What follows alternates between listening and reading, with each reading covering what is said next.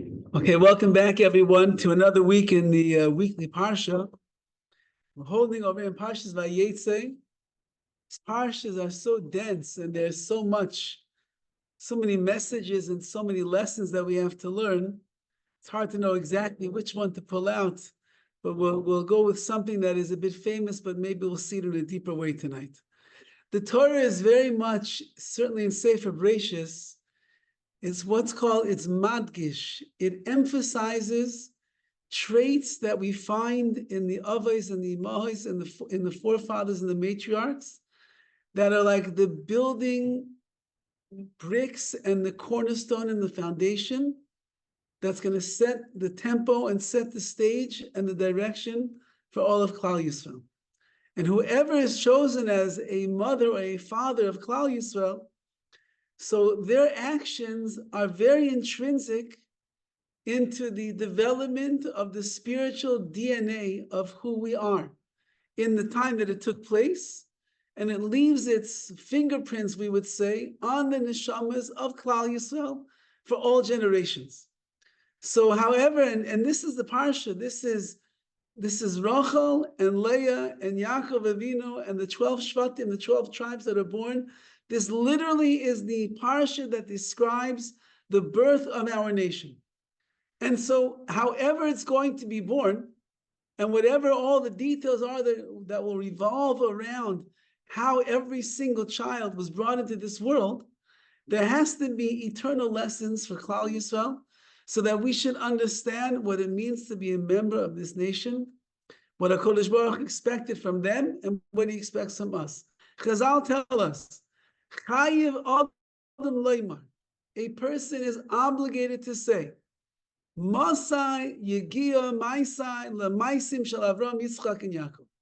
A person has an obligation to ask themselves on a daily basis, when will my actions reach the actions of the great forefathers Avram, Yitzchak, Yaakov, and it includes, of course, Sarah, Rivka, Rachel, and Leah, which means that whatever they did, I have to ask myself, when will I do that?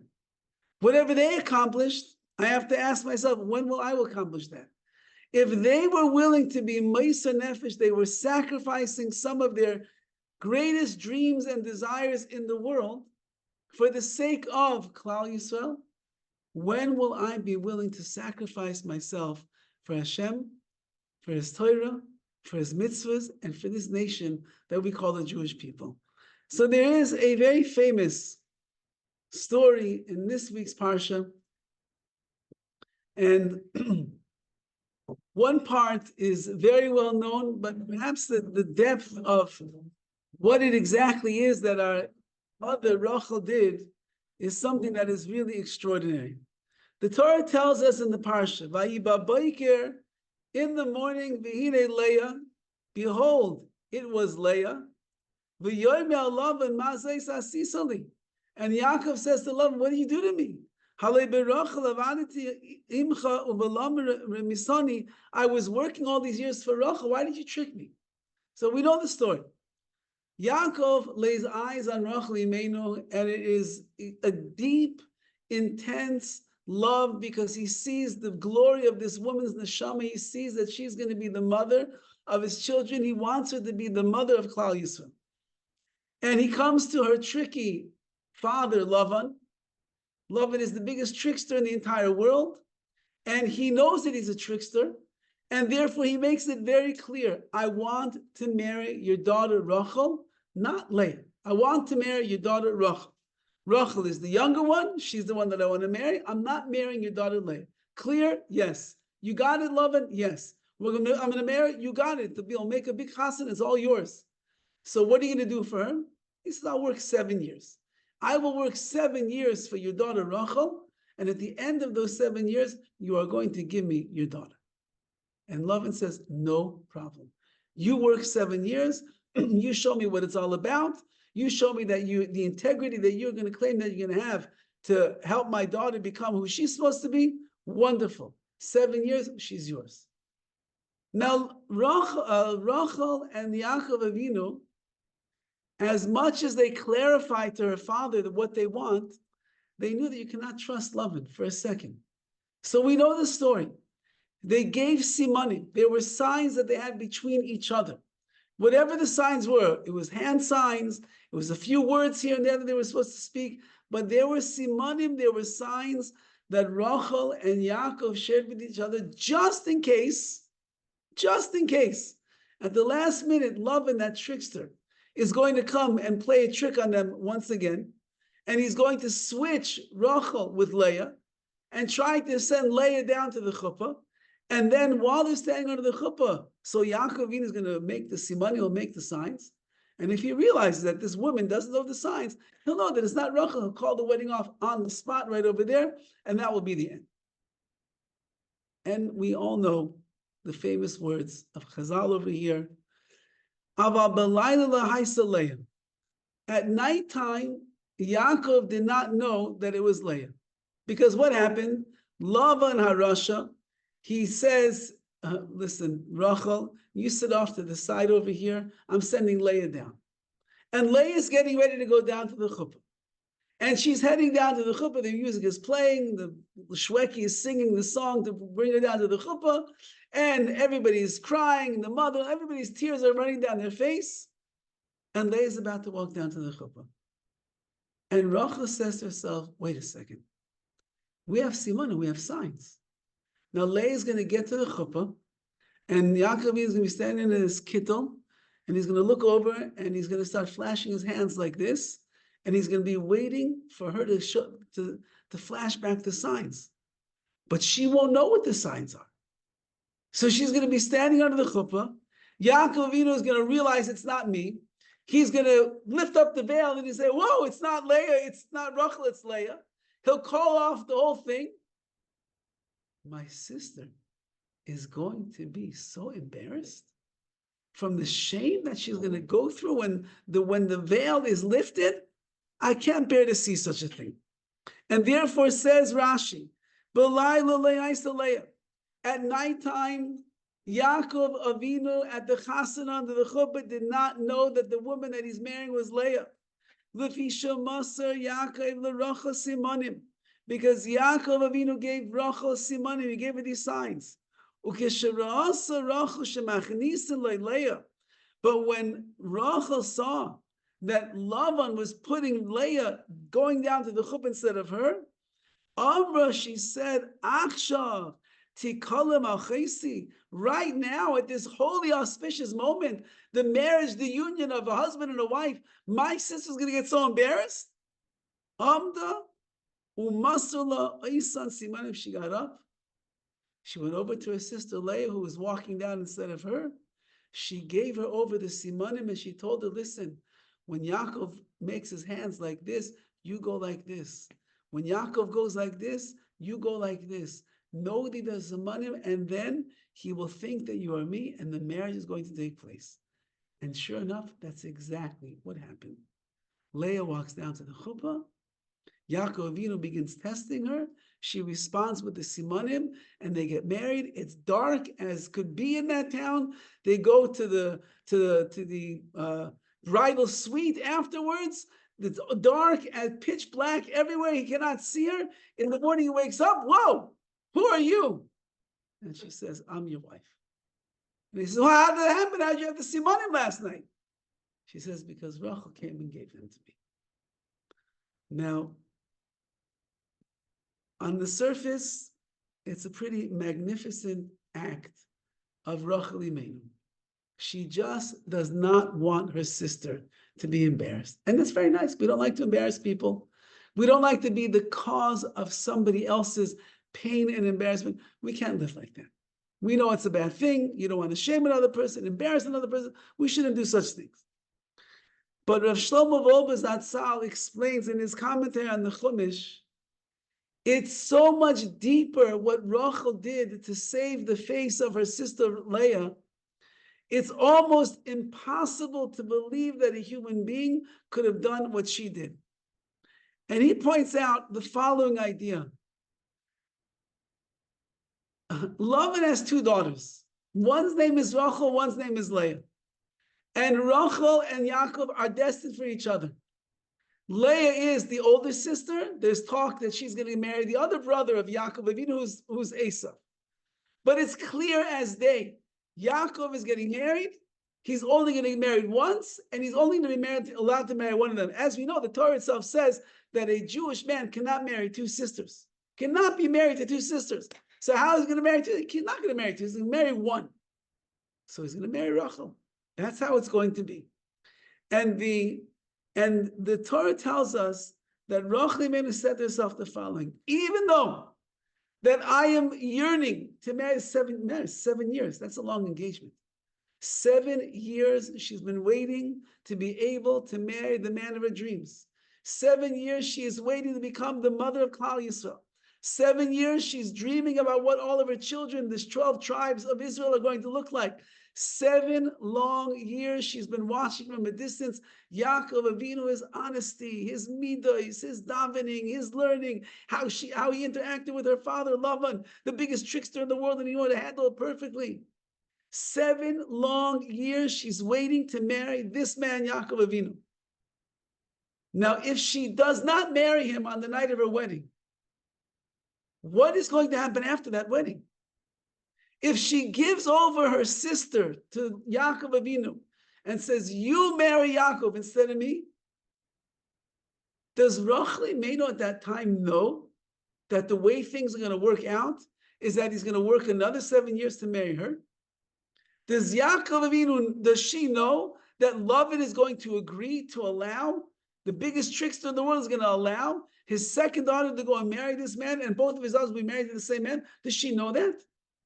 She has no idea at all in the world. All she knows is destiny is calling right now. She's been waiting for this moment all of her life.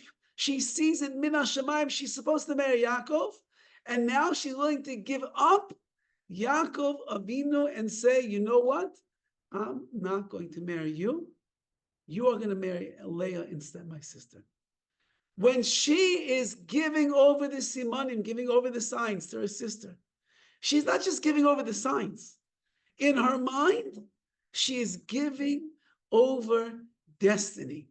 She is giving over that Leah is now going to be the only wife of Yaakov Avinu, and she is out of the picture completely. How could a woman do such a thing? How could a person who's been dreaming and waiting and davening and looking forward to this day all of her life, how could like that she gives it up just not to cause embarrassment to her sister? Says Rabbi with the following words: Aval pisha Rachel yada shemiyakov tzrichim lotzes hashiftei. Even though that Rachel knew that the 12 tribes are supposed to come out of Yaakov Avinu, and she wanted to be the mother that's going to do that. And after she gives up the signs, she has no idea that she's still in the picture.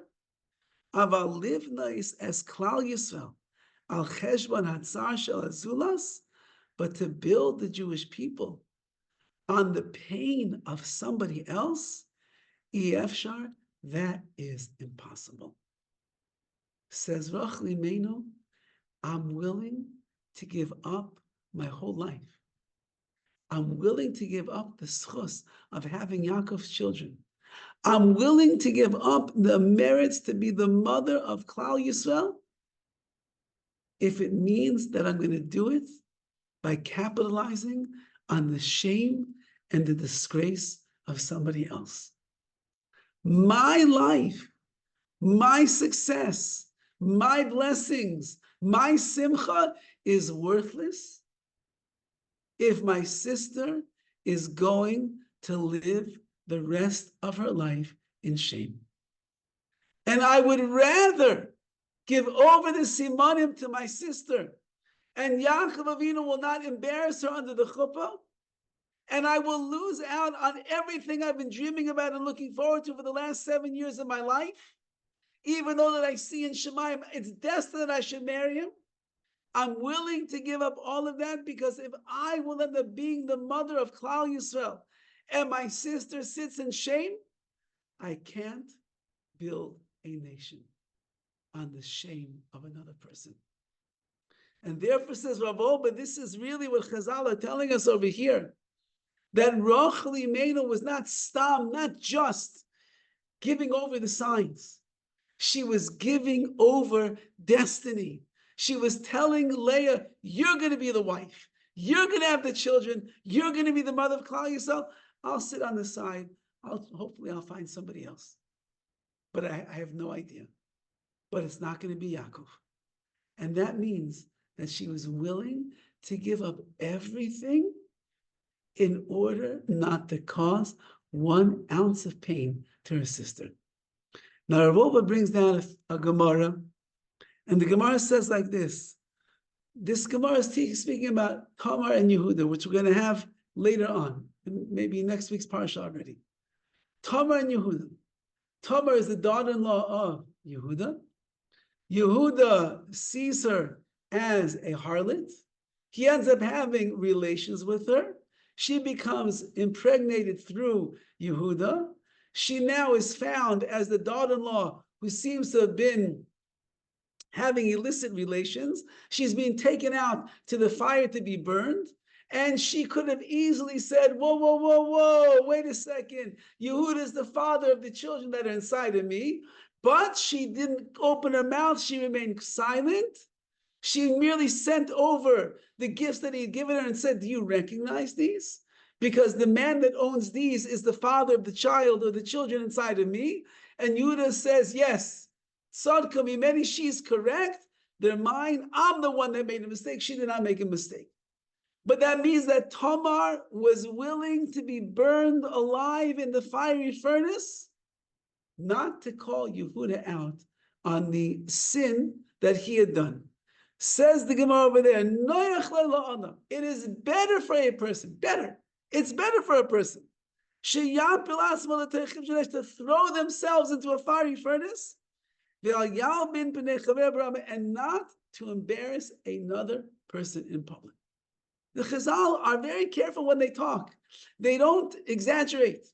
And they're saying clearly, it is better for a person to throw themselves into a fire and get burned up to smithereens than to chas v'shalom, embarrass another person in public.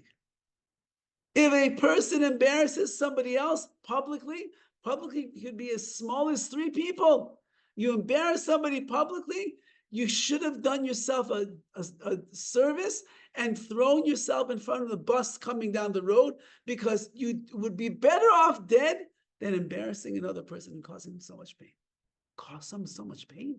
How could a Jew cause somebody else so much pain? Says Rav Dovid, was Rachel Imenu obligated based on this Gemara to give over the signs to her sister? The Gemara is saying, if you are about to embarrass somebody, you are better off throwing yourself into a fiery furnace and not embarrassing them. Was Rachel going to embarrass Leah? She wasn't going to embarrass Leah. She has the simanim, the signs are between her and Yaakov Avinu. Leah will not know the signs. She'll walk down to the chuppah. Yaakov will flash the signs. She won't know what to answer. She's going to get embarrassed. Was Rachel Imenu actively going to embarrass her sister? No, not at all. She doesn't have an obligation over here to jump into a fiery furnace. And nevertheless, she said, I cannot be the source of somebody's embarrassment and pain if I have a way to alleviate it. If I could remove the embarrassing situation that is about to take place, said Rachel Imenu, my mission in this world is to make sure that my sister will not be shamed in the eyes of everyone that's standing at that chasana, standing by that chuppah. And therefore, she gave away the signs. And as far as she knew at that moment, she gave away her life with Yaakov Avinu. She had no idea at that time that Lavan would say, okay, you can take Rachel also. She had no idea. She was willing to give up everything. She said, you cannot build the Jewish people on the shame and the embarrassment of another Jew. There's a story that I heard recently. I can't stop telling this story in many of the shirim that I'm giving because it's so powerful to me. A few weeks ago was the Yortzeit of Rav Shach, Zecher Tzadik Livracha, I hope I didn't tell the story in this class yet about the twins. No.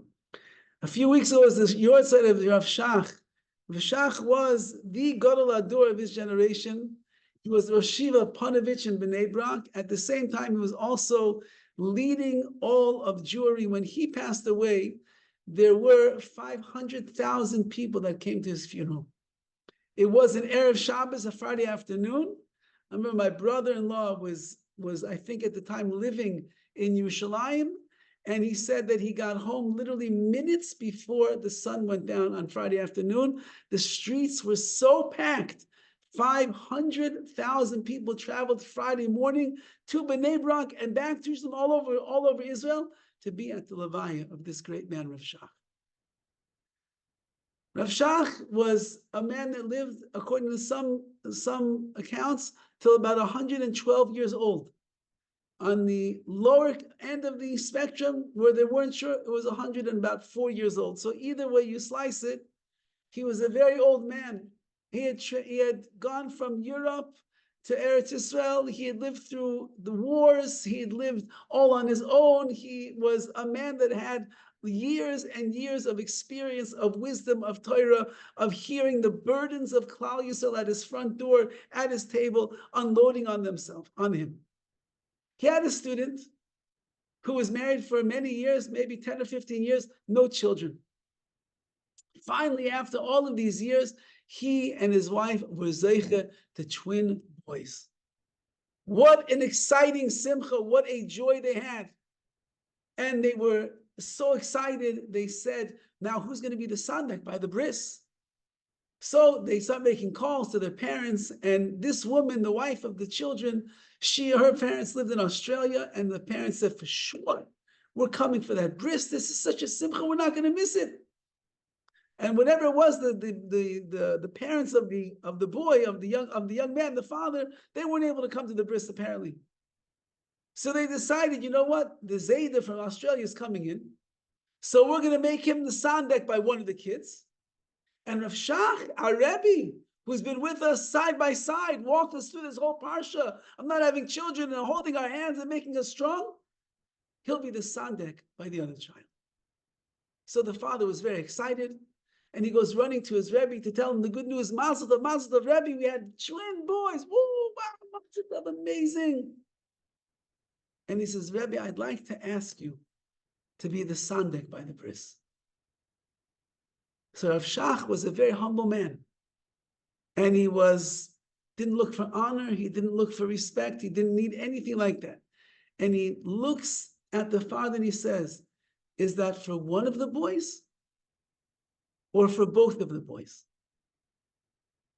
So the father said, wow, my father-in-law is coming in from Australia. That's a big flight. And we thought that's a big covet for him, a big honor for him. We'll make him the sandek by one, and we'll make the Rosh Yeshiva the sandek by the other one. So Rav Shach says, by me, it's all or nothing. Either I can be sandek by both of the boys, or I won't be sandak by either one. So this Talmud was very, very surprised. This is uncharacteristic of Shach. He's not a man that needs the glory of being the sandak by a double bris. And he said, but with my father-in-law's coming from Australia, he said, it's very simple. It's all or nothing. Either I'm sandak by both of the boys, or only one of the boys. Or none of the boys. And the father was very thrown off. And he said, oh, okay, I'll speak to my wife. We'll think about it. He goes back to his wife. And he tells his wife, I just had the most bizarre exchange with the Rosh Yeshiva. So I told him about the plans for the bris. And he suddenly told me it's all or nothing. Either he's sandik by both the boys or none of the boys. I don't understand. So his wife said, well, did you ask him why? So he said, no. She says, well, go back and ask him why. So he runs back to Rav Shach. And he comes into Rav Shach and he says, Rebbe, I'm sorry, I just was wondering if I could ask the Shiva, why are you so particular that you want to be the sandek by both boys? And if you can't be by both, you won't be by either. So now listen to what Rav Shach was thinking in a second. This was his thought process. And he told his student, listen, I'm an old man. I'm not going to be around in this world much longer. He said, in 7 years, these two boys are going to be on the yard by recess in their cheder, in their school. And all the boys are going to be schmoozing and they're going to be talking. And the conversation of topic that is going to come up is, who was the sandek by your bris? And this one will say, was this Rabbi, and this, and then they're going to come to your two boys. And they're going to say to your first son, no, who was the sandek by your bris? And he's going to say, by me, Rav Shach, Gadol Hadur, leader of the generation. And everyone's going to say, wow, Rav Shach was your sandek, the tzaddik, you said, he's no longer in this world, but you were zeicher having your sandek. And then they're going to turn to the other boy. And they're going to say, and who was your sandek? Twins, right? Who was your sandek? He'll say, my Zaidi from Australia. And at that moment, your son, who had a sandek, the Zaidi from Australia, is going to be embarrassed in front of all of his friends. And when I'll be up there in the Olam Emes, in the world of truth, I will not be able to bear the pain that I caused a 7-year-old boy pain on the playground. So he turned to the father once again and he said, it's either all or nothing. Either I give both of them the opportunity to say 7 years down the road, Rav Shach was my sandek, or neither of them will have me as the sandek. Rachel Imeinu was saying over here, you cannot build Klal Yisrael on busha, on embarrassing somebody else. You cannot be the mother of the Jewish people if you are causing pain and embarrassment and shame to another person. I'll forfeit it all. I don't care. It's all or nothing by me, says Rachel Imeinu. Either I marry Yaakov Avinu and it works out that my sister's not going to be in pain, or I'll sit this one out and I won't marry him. Who am I going to marry? I don't know how it's going to be. I might end up being an old maid who never gets married. It doesn't matter as long as my sister Leah doesn't stand a moment of shame under that chuppah. And that's the way that Klal Yisrael is built. Klal Yisrael is not built on yichus. It's not built on who you are and who your family name is. It's not built on that. You know what they say by yichus? Yichus is one, or yichus is worth 1,000,000. It's worth 1,000,000. But a 1,000,000 plus 0 is 0. It doesn't matter. That's not what it's built on. The Klal Yisrael, the foundation of our nation, who we are and what we're all about, it's built on being sensitive to another person and making sure that your success doesn't push somebody else down. And that's why later on in the Parsha, it says, Vayis, remember, then Rachel ends up going all of these years. She does get married to Yaakov. That's an ace. But HaKadosh Baruch Hu sees that Leah was sanua. She was hated by or despised by Yaakov Avinu. He was very upset. He wanted to marry Rachel. He gets Leah instead. That wasn't what he wanted as a wife. And then she dupes him. She tricks him, by the way, which the Midrash says, Yaakov said to Leah, how could you do such a thing? You tricked me. What kind of game is that the two sisters are playing? She said, wait, son, we learned from you. Didn't you steal the brachas from your father before? We learned from you. So he was not in love with Leah. And HaKadosh Baruch Hu saw Leah's pain as a result of that. And he gave Leah children, and he made Rachel Akara, he made her into a barren woman for the next 10 years of their life. And then the pasuk says, "Vayizkor Elokim es Rachel." Hashem suddenly remembers Rachel. Vayishma Eleah Elokim. He heard her voice. Vayiftach es Rachama, and he opened up her womb, and she has a child, Yosef Atzadik. Says Rashi, what did suddenly he reminds himself? He remembers Rachel Imenu. Zachar lo shemasra simaneha la'achesa. You were willing to give up your schos in Klal Yisrael. You would not build the Jewish people on shaming and embarrassing another person. Says HaKadosh Baruch Hu, I can no longer embarrass you. Your sister Leah has so many children already. You have none. Even Bilhah and Zilpah have children. You have none. What a busha, what an embarrassment to Rachel. Since that you would not allow your sister to be shamed and embarrassed, Mida keneged Mida, says HaKadosh Baruch Hu, measure for measure, I will not let another ounce of embarrassment come your way. And he opens her womb, and lo and behold, Yosef HaTzadik, who is going to be the greatest of the brothers, he is born at that moment.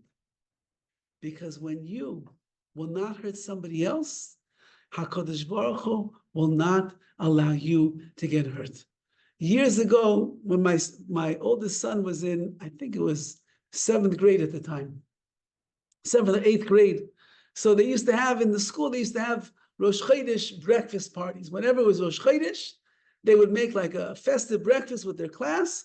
Everybody had to bring some food. This one would bring cake. This one would bring candy. This one would bring cookies. This one would bring Coke. All the healthy stuff at 9 o'clock in the morning. It was really great. They were wired for the rest of the day. They never learned so good in their life.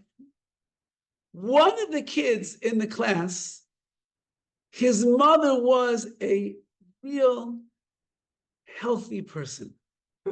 And she didn't believe in sugared cereals, nor in candy, nor in cake, nor in cookies, and certainly not in soda and not in punch. Nothing like that. She believed in a natural smoothie with fruits that the boys never heard of before, wheatgrass and other nice vitamins and minerals that you could pour in there that have a very pungent smell to them. And this was the Rosh Chodesh treat that she was serving that day. She said with her son. Her son Nebuch had to be the one that puts it on the table with all the other treats that are there. And of course, all the boys are hoarding the candies and the cookies and the cake and the donuts and the this and the that. And this boy's pitcher of the elixir of life is sitting on the table. Nobody is touching it at all. Now the Rabbi that year he's a Hasidic Yid, and very often by Hasidim and those that have levels of Yiras Shamayim, they will not really eat any food outside of their house. Maybe if it's packaged and it has a hechsher on it that they appreciate and they like, they'll eat it. But if it's prepared outside of their house and they don't know exactly the standards of kashrut, they will rarely ever eat anything that is made by somebody else. The Rebbe is looking at all the kids eating, and he's looking at this pitcher of some kind of a liquid sitting in the middle of the table, and no one is touching it. Now, this Rebbe never eats anything from anybody else, but he's looking at the forlorn face of this poor kid. Is it his fault, his mother's health? No, it's not his fault. Why should he be held responsible? So the Rebbe wants to make this boy feel so good. So he takes the picture in a very big way so everybody sees what he's doing, and he pours himself a cup, and he makes a bracha, and he swallows it, and he tells him, it's so geschmack, it's so good. Wow, your mother makes the best smoothies. So my son is watching the whole thing unfold, and he knows this Rebbe doesn't eat anything out of his house. And he realizes that the reason the Rebbe is doing this is because he wants to make this boy feel good and not hurt his feelings.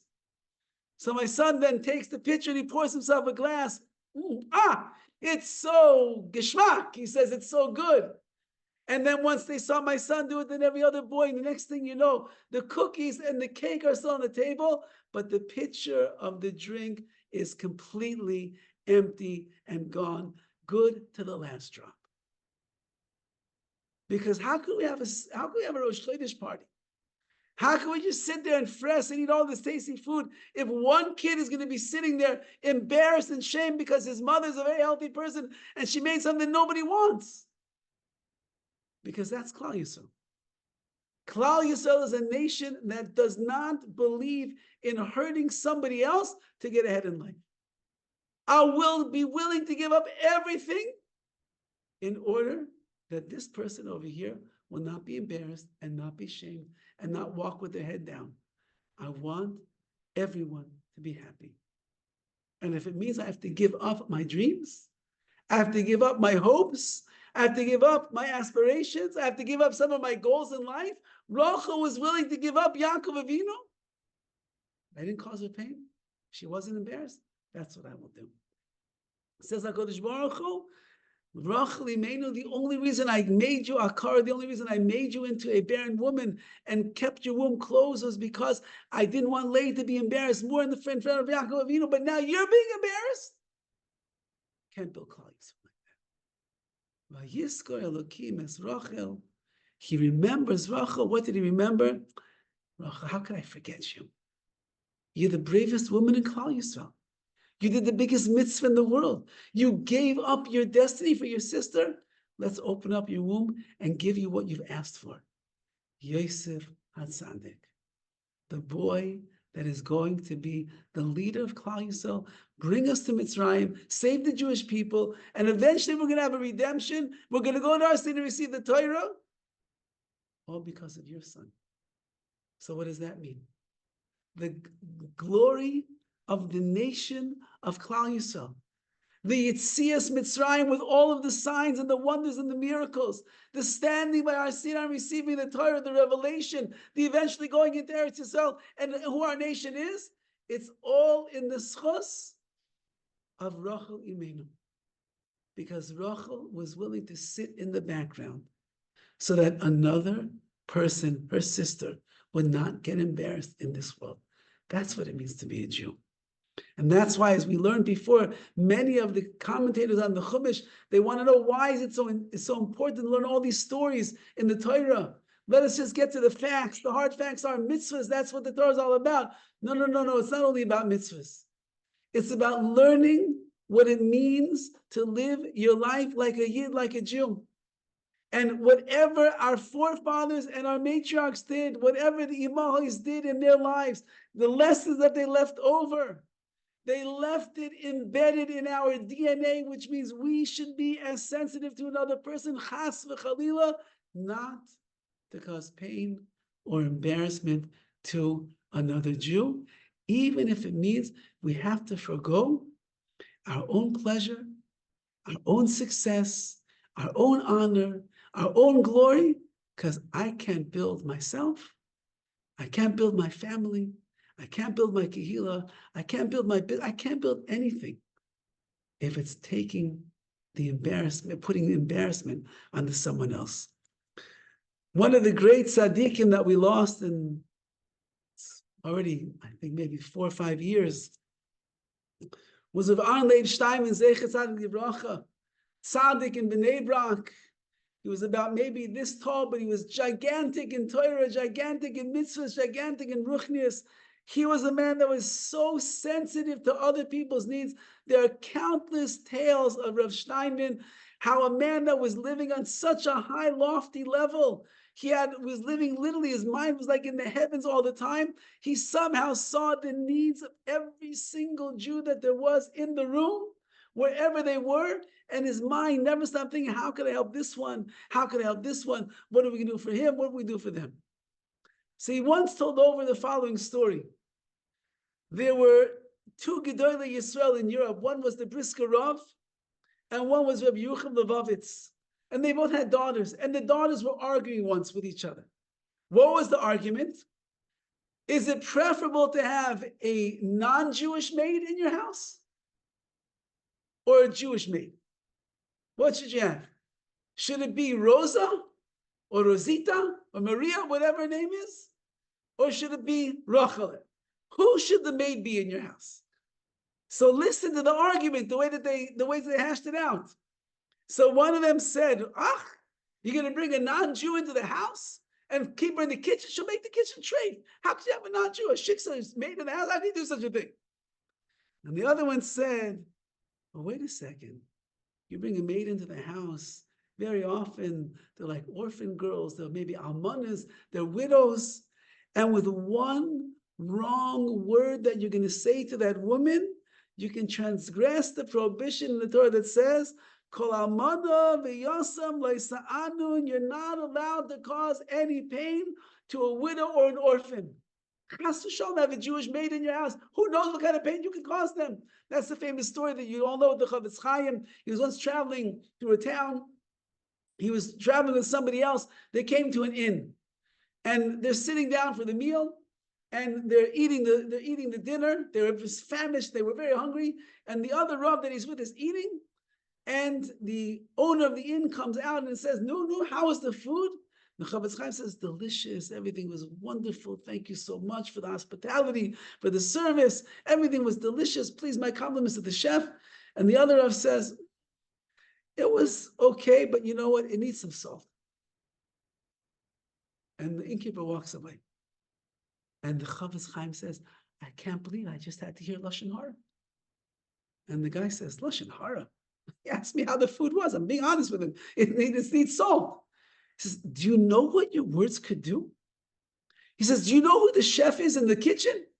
She's probably an almana. She's probably a widow who has kids at home that are waiting for their mother to come home. And she works here to get the job. This is the only money that she has. That's how she pays her bills. That's how she lives. And now you told the owner of the inn that the food was not salty enough. So now he's going back there and he's probably screaming at this woman and telling her, you're going to be fired because the Chavetz Chaim was here and they weren't happy with the meal. How could you do that?" He's like, "Oh, come on, Rabbi. That's not what happened. It's just a thing, a little salt." He said, "Let's go to the kitchen and see." And sure enough, they walk into the kitchen and they see the owner of the inn berating the woman who's the chef. And he's saying, "Did you hear that? They said that there's not enough salt in the food. You're out of here." And the man went over and he begged the innkeeper profusely, "Please don't fire her on my account. Please don't fire her." And he let her stay in her position. One word, how much pain you could cause. So listen to this story. Rabbi Leib Steinman had a student, very prominent person in the community in Bnei Brak. We'll call him Reb Tzvi.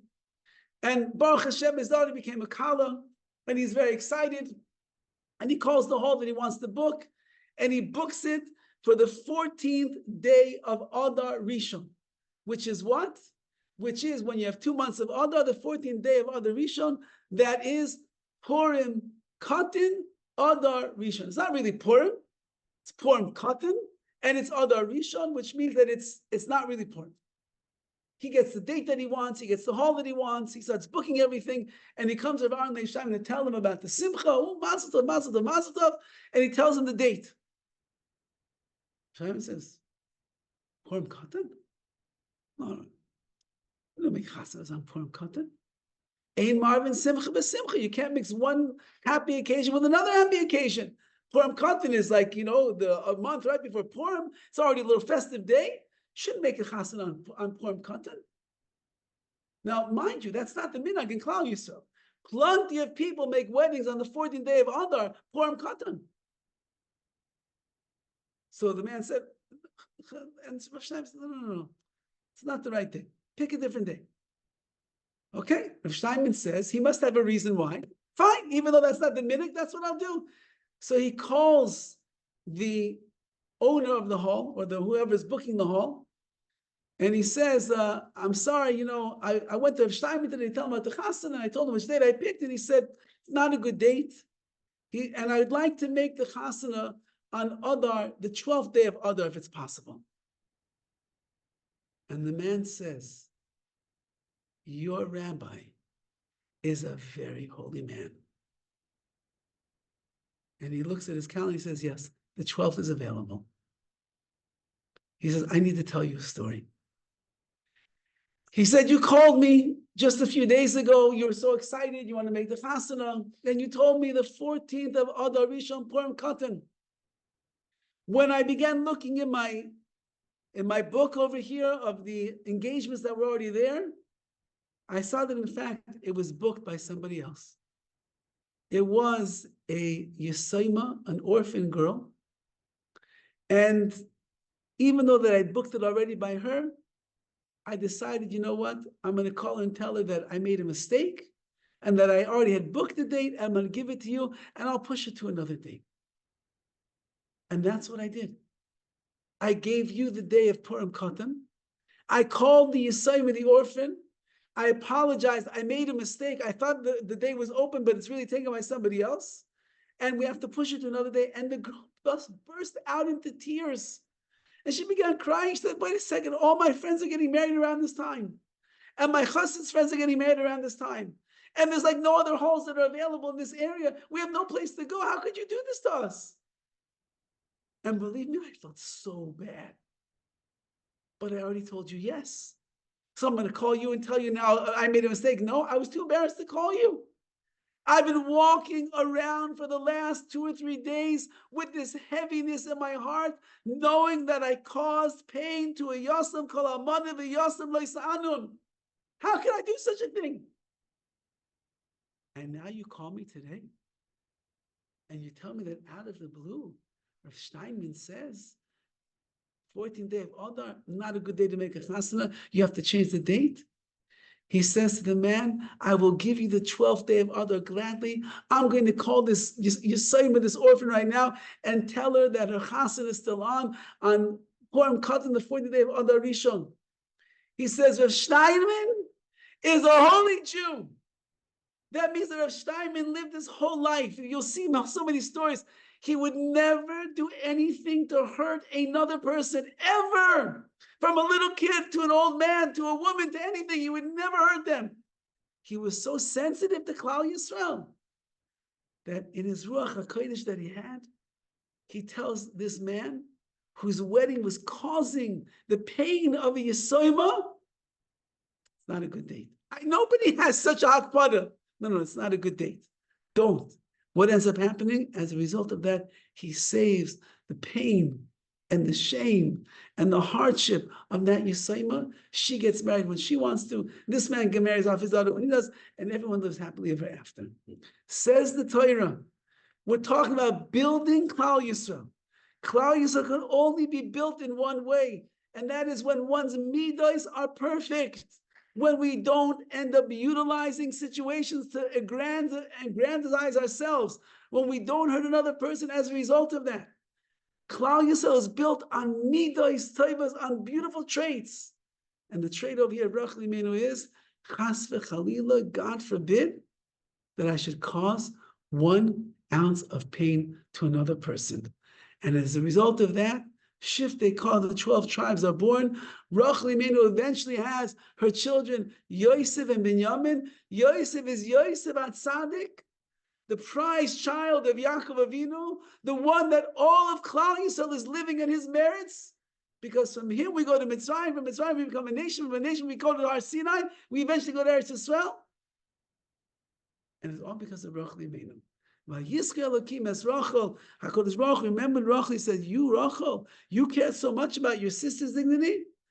I can't bear to see your dignity being embarrassed anymore. You're going to have children. In Mitzvah Hashem, we should be zoiche to learn from the holy ways of the avos and the imahos, and we should keep asking ourselves, Masai Yegia Maisai, when will my deeds reach the Maisim Shel Avram, Yitzchak, and Yaakov? When will I act in such a noble way, where I care more about somebody else's feelings than I care about my own self? When I care about somebody else's shame more than I care about my own covet. I care more about somebody else's embarrassment more than I care about my own success. When will I reach that level? Be'ez Hashem, we have a lifetime. We'll keep working and working and working, and then it'll be the Yizkeh Elokim HaKadosh Baruch Hu. Remember our deeds of valiancy, of Mesiras Nefesh, of giving up of ourselves for the sake of the honor of others and the glory of others. And in that schos, Yetz Hashem will be zeiche to the Mashiach ben Yosef b'imheira v'yameinu.